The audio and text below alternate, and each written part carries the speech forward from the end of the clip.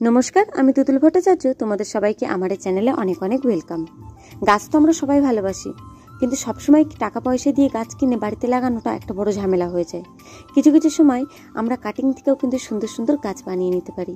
এই দুটো গাছ দেখতে পাচ্ছ, দুটো টবে, এই দুটো টবে এই গাছ দুটো কিন্তু আমি কাটিং থেকে বানিয়েছি। গাছ দুটো যেহেতু এখন অনেক ছোট রয়েছে, এখন কিন্তু এতে আমি কোনো রকমের ফুল নেব না। গাছ দুটোকে আগে ভালো মতন ম্যাচিওর হতে দেবো, তারপর আমি ফুল নেব।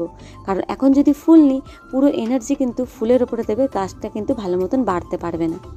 চলো একদম সহজ পদ্ধতিতে ঘরোয়াভাবে আমি কিভাবে একটা কাটিং থেকে গাছে পরিণত করি সেটাই আজকে তোমাদের সাথে শেয়ার করব। এমন ডাল নিতে হবে যে ডালটা পুরোপুরি ম্যাচিওর রয়েছে। আমার হাতে যে দুটো ডাল রয়েছে, ডাল দুটো দেখে হয়তো মনে হচ্ছে খুবই ছোট, কিন্তু না, এটা হাজার গোলাপের একটা ম্যাচিওর ডাল। এই দুটো ডাল এইভাবে সব পাতা টাতাগুলো সব ছেটে ফেলে দুটো ডাল নিয়ে নিলাম। নিচের অংশে একদম অ্যালোভেরা জেল লাগিয়ে নেব, যাতে গাছটা ভালোভাবে বৃদ্ধি পায়। আর যেখান থেকে আমি পাতা কেটে ফেলেছি বা ওপরে ডগাটা ছেটে ফেলেছি, প্রত্যেকটা অংশে অংশে কিন্তু আমি হলুদ লাগিয়ে নেব। এর ফলে কিন্তু কোন রকমের ফাঙ্গাস অ্যাটাক করবে না, আর গাছটা কিন্তু শুকিয়েও মরে যাবে না। তোমাদের কাছে যেটা অ্যাভেলেবেল রয়েছে সেটা তোমরা লাগিয়ে নাও।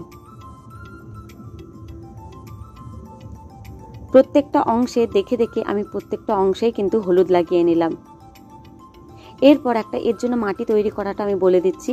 60% বালি নেবে, 40% মাটি নেবে। দুটোকে ভালো করে মিক্স করবে, যতটা পারবে একটা ছোট জায়গার মধ্যে এইটাকে পোতার চেষ্টা করবে। কারণ এই জিনিসটাকে পুরো চিংকাগজে কিন্তু তোমাকে মুড়ে রাখতে হবে, না হলে কিন্তু ডালটা জলের অভাবে কিন্তু গাছটা মরে যেতে পারে।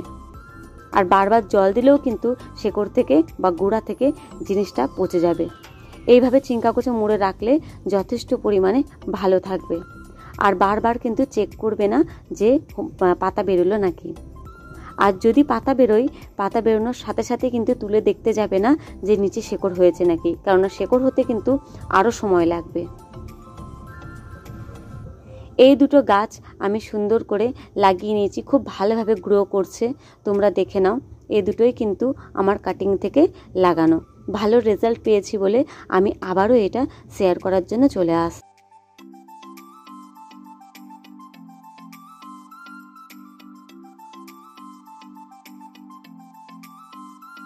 আমার আরও কিছু কাটিং থেকে গাছ তৈরি করতে দেওয়া আছে, এইগুলোও তোমাদের সাথে শেয়ার করি।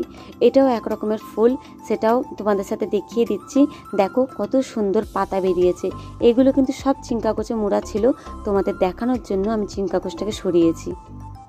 প্রত্যেকটা দেখো অংশের ছোট ছোট কচি কচি পাতা বেরিয়েছে, তা বলে কিন্তু আমি এগুলো তুলবো না। এখন তুলে অন্য জায়গায় যদি এখন পুঁততে যাই, গাছগুলো কিন্তু সব মরে যাবে। এখনও কিন্তু এর 20-25 দিন টাইম লাগবে রুটটাকে তৈরি হতে। রুটটাকে তৈরি হওয়ার জন্য আমি এটাকে এক সাইডে ফেলে রাখবো, যাতে ভালোভাবে গাছটা সুন্দরভাবে তৈরি হয়। এই দেখো এখানেও আর একটা আমি তৈরি করে রেখেছি। এত সহজ পদ্ধতিতে গাছ যদি বানানো যায়, তাহলে কেন বলো সবসময় আমি পয়সা দিয়ে কিনবো? তোমাদের যদি ভালো লাগে তাহলে একটা সাবস্ক্রাইব করে দিও। আজকের মতন এইটুকুনি, টাটা।